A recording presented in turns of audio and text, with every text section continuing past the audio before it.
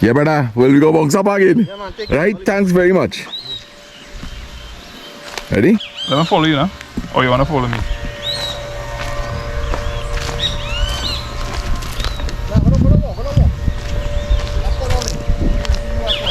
Alright. Oh yeah, I seen it. So we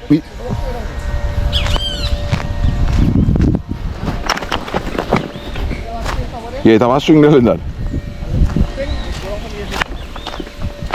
No corn beyond that. Alright, cool. Yeah, man, let's take care. Yeah, blessings. Yeah.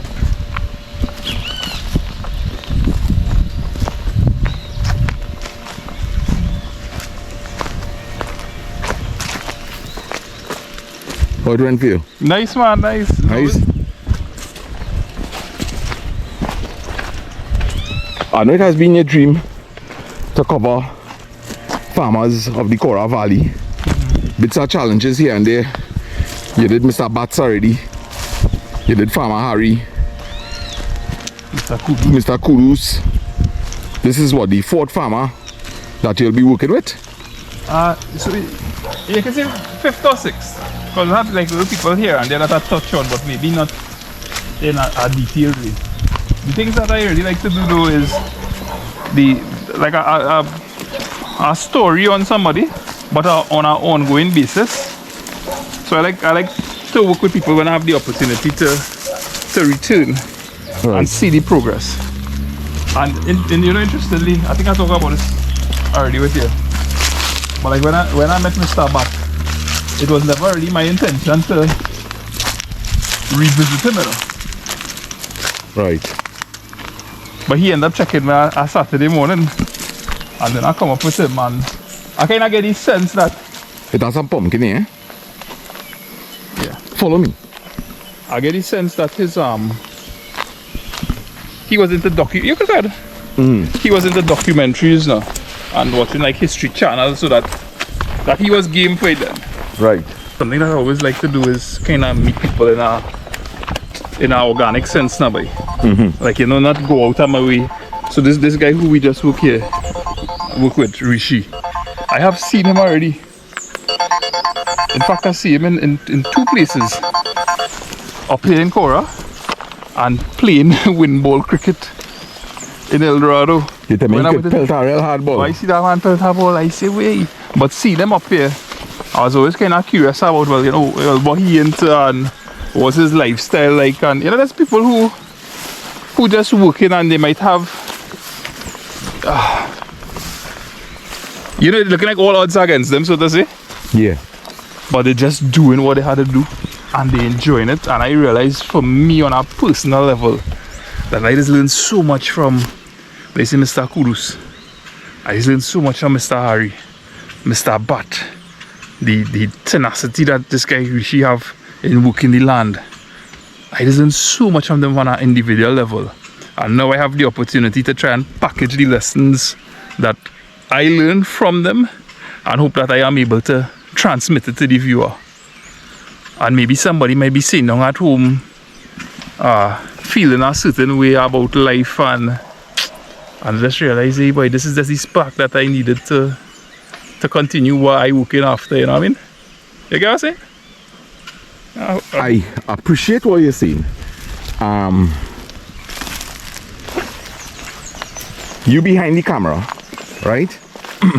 But you know, sometimes you get kind of lost behind the camera because you're so trying to focus on delivering it to the viewers themselves, because you want to get this person's story across. You want them to be able to pull up extract some sort of wisdom out of it, something that might be able to inspire them. What does it do for you yourself? For example, working with Mr. Bats, do you think that it would have shaped or reshaped some of your values, that kind of thing? I don't know, am I getting the... Yeah, but definitely, and just, you know, like seeing the and the okay, so another way that I would try to capture is through contrast, right? For instance, without getting into the details, who could make sense of it will. If our video begins in my home, in our home, Kimberly and myself, and then they end up by Farmer Harry, there are certain things without me describing it to the viewer that they will pick up on, right? Maybe the style of the homes, the material the homes made out of, or whatever the case might be, right? So it does have, I hope I answered your question, yeah? Go ahead. But just like, I want the lessons to be for me first of all. And I don't want to preach to people what I want them to get out of it.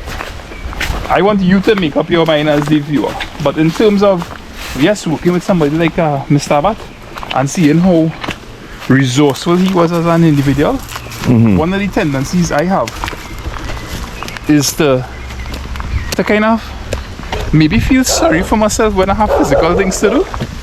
I don't like, it don't come naturally to me to say, I have a piece of bush to cut, boy, or I have a piece of land to cut. Yeah. But I realize that the thing that is Better. I get thanks. The thing that is hindering me first of all, or anybody, is just like the willingness to get started. Yeah. Let's talk about it with the walk-in. Yeah. Like you might say, for instance, hey. What is it? Yeah. You might say, for instance, hey. What? Cigarette? Yeah. You want cigarette? Yeah. So then pull out the A vlog. You have to say hello to anybody in it? Me? Yeah. Alright. Yeah, so you know, like I might just have this unwillingness at times to get started on something physical, and then you look at Mr. Batu. Mr. Batu do have electricity. Yeah. Who do have a drill. And then you will see him ponging something to make a hole to, you know, or how attentive he has to be to details. Like, for instance, he do all the welding for his garage, you know, as far as he tell me.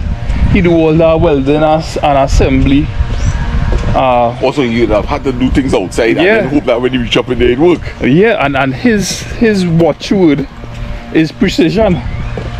He always talk about precision. You scroll through his different videos, so it kind of gives you a sense of why I take from that. Okay, a lot of times is willingness to just get started. Getting started is the hardest part.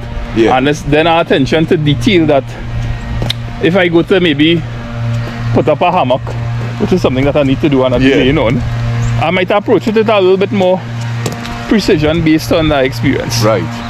So from each person is a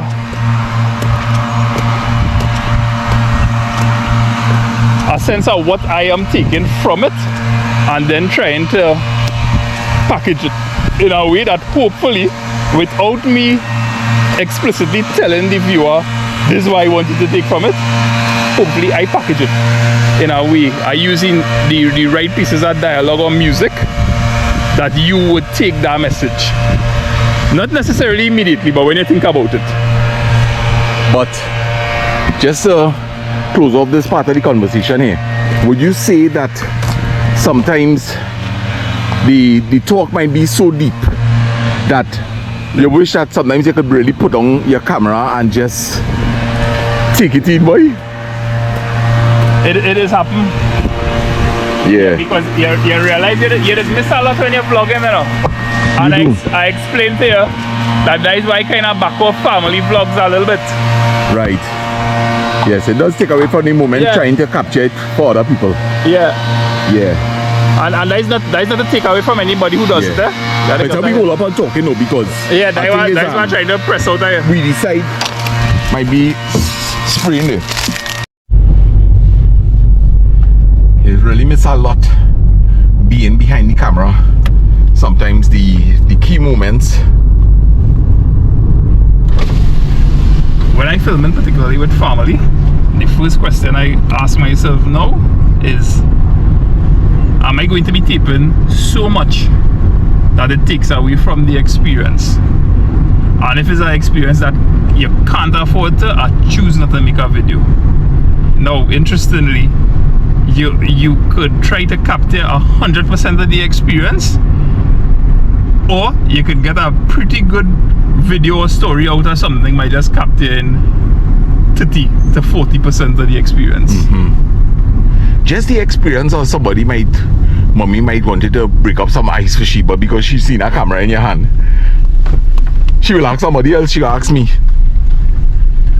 No, but you understand Yeah, you understand the point that I'm making it? Yeah. So even sometimes because a camera might be in your hand and people know you're making a vlog, right? They might choose to ask somebody else something. But remember, all that is what makes part of the line. Hey, cut up some tomatoes there for me now. But if a man vlogging, you automatically treat him as the camera person. You know, so yeah. This is a slightly different note, but on topic, right? Yeah. You may be in a relationship, not even a romantic relationship. It might be father and son, mother and daughter, whatever, right? And somebody, you know, it's a classic example of this. Have you ever been walking through the mall and there are these little kiosks outside in the corridor, right? And you might see an item in the kiosk that you're interested in, but the clerk's head is down in the phone. And you actually put yourself in a position where you say, I'll be harassing this person by. I don't need to find out about that product right now. Good. So now bring that relationship home. Right? We're gonna take a quick ducker. Boy. Yeah, boy. So when you transfer that relationship now and you bring it home and your head in a phone, somebody might, you know, like, I might walk up to my chair and if they're engrossed in a game or a YouTube video, I might choose not to. I might harass them by they're really at school all day or whatever the case might be. In fact, I don't know if it have any merit to it, but on a Monday for the children when they come home from school, well, they call it no iPad day. Yeah. So you could call that no vlog day. No iPad, no vlog day. I tell them I say, well, I had to join all that 100% of the journey, right? Yeah. You know what we able to pull off? Boy, it's interesting that the mindset they have now is they know Daddy, I could go on the iPad. That question not coming up at all. Yeah, Tuesday to Friday, I cool with that, or Tuesday to Thursday. Yesterday, we went to the grocery, we do different things, and you just get a chance to just interact free. Sorry, you're at your spot, you know, we should stop. And the camera is actually on 8%. So we're gonna lock this video off, guys. Hope that you all enjoyed today's little adventure. And there's music. So we gone. Laters.